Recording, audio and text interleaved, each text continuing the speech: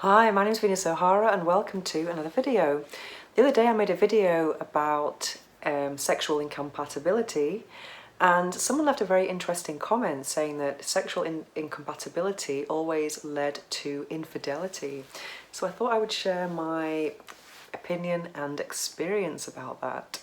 So does it always lead to infidelity? Well, it all depends upon how much importance you give to sex and passion, and how much frustration the lack of it is causing in the relationship as a whole, because sex is wonderful, as is intimacy, but it's definitely not the be-all and end-all of a relationship. And also, relationships go through different phases, and some people can kind of cope with many years without intimacy because they've shared other types of intimacy. Maybe they've had children, or they just get on in a kind of more platonic way, but with a bit of affection. I don't know. But yeah, I think it depends very much so on how the lack of sex affects the relationship. But because if you're a very sexual person and you need that intimacy, then definitely it can lead to infidelity and a lot of resentment and a lot of negative things, and it could even provoke the end of a relationship. So in my experience with the story I told a few days ago, I was in a relationship where, well, I've always been a sexual person, so for me sexual compatibility has been so important in all of my relationships. However, I did have a time in my life, in my late 20s, where I thought maybe I am focusing too much on sex, or maybe I should focus on other things.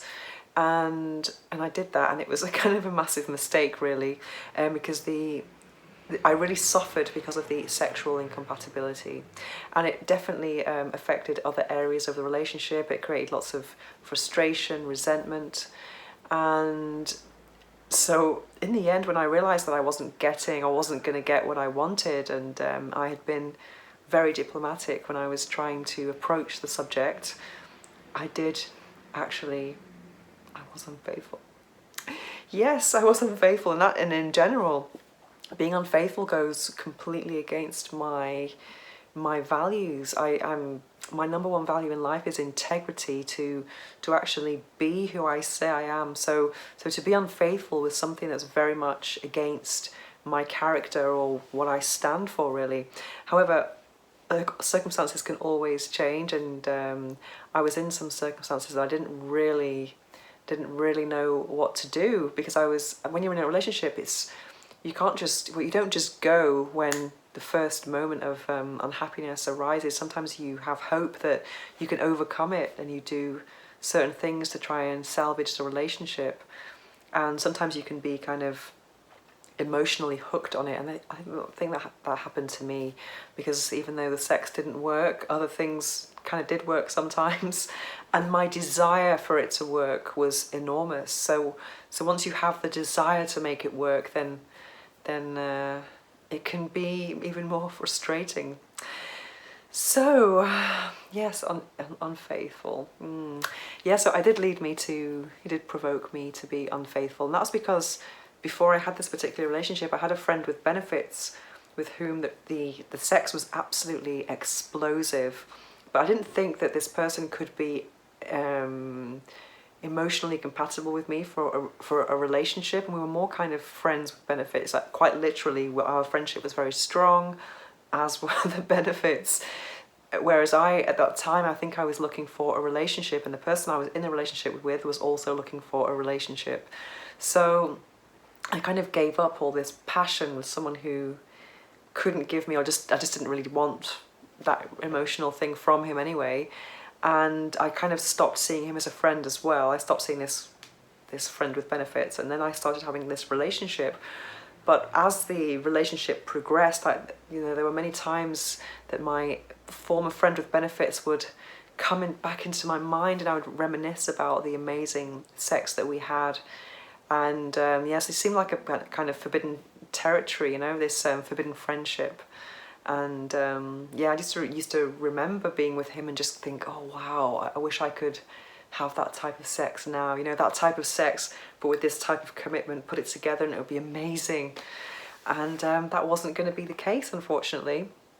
And this is a very funny story, but I don't know if I've actually told this before. I've written articles about it, but I went on holiday with my former boyfriend, and we were away for about 3.5 weeks. And during that time, it was just, I think when you're on holiday, all the cracks seem to appear, or they seem to be magnified, and that was definitely the case for us. So we were away traveling in the US and Canada for about a month, and obviously just being with each other 24/7 during that time was quite intense. And we didn't have sex for maybe until the third or fourth day, and I was kind of like all fired up, and I was used to kind of going to hotels and blessing the beds straight away, and that was not the case here at all. And I had to actually I ended up buying up myself another vibrator when I was actually in New York, and I was thinking, bloody hell, I can't have an orgasmless holiday.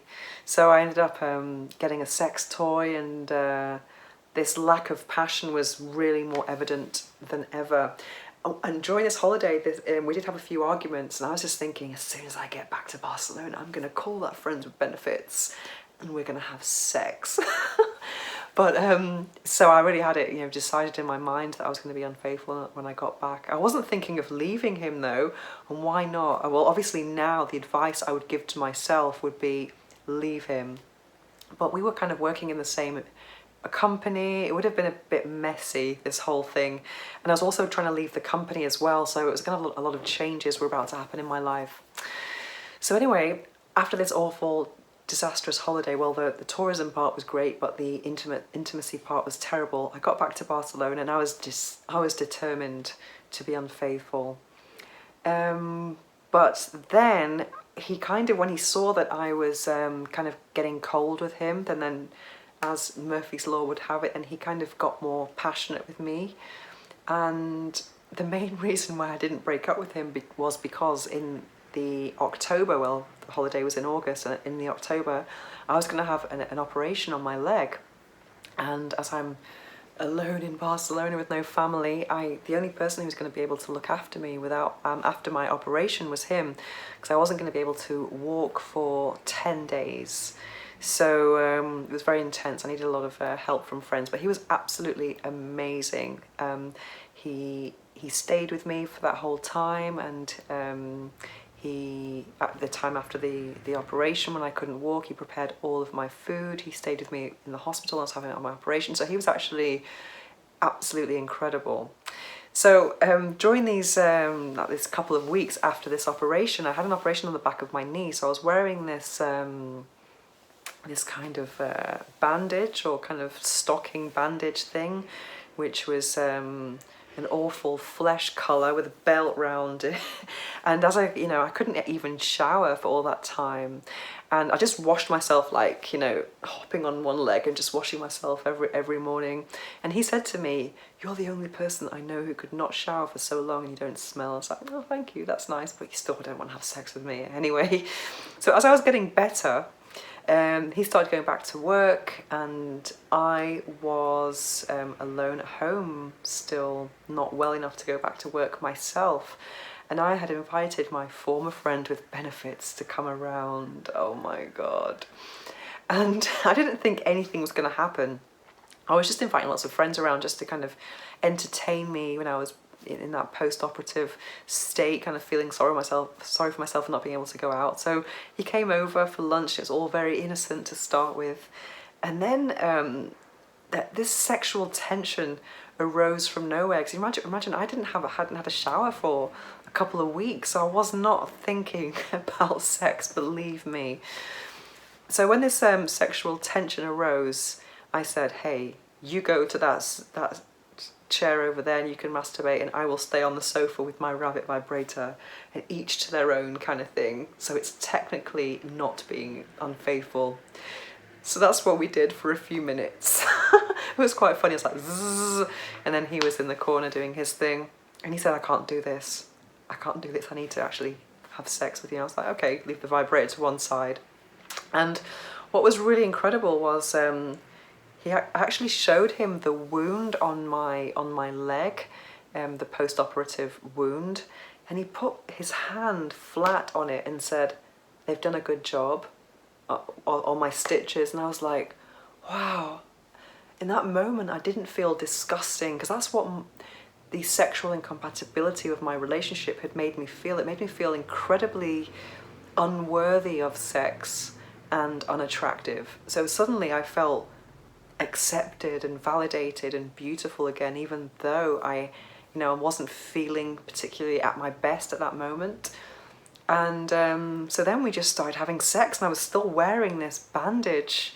So it was, and I guess the circumstances almost accentuated the passion, and the fact that we hadn't been together for many months or a couple of years. And it was like a gift to my body. It really was. And I kind of given my relationship everything I could, so I just felt like I needed to do that for me. And yeah, so it was an act of self-love, actually, just being unfaithful. But obviously there was so many powerful emotions going on in my head during that encounter and afterwards as well. So I was, it was a head fuck as well as a physical one. So it was absolutely mind-blowing. So afterwards, that was not something that I could maintain for very long. I don't know how people do it, to be honest. So for me, it was just, it just showed me what I needed to do. It confirmed that I did need to leave this self-destructive relationship, and it was only me. I was responsible for me. So anyway, I think I might have had a couple more encounters or dalliances with him in my unfaithful era, but then it didn't take me too long to actually break up with my boyfriend via text message. But yeah, but I definitely don't regret the infidelity. So definitely in my case, sexual incompatibility did lead to infidelity and to breaking up. And yeah, I don't regret it at all. But obviously I've learned a lot now for future relationships.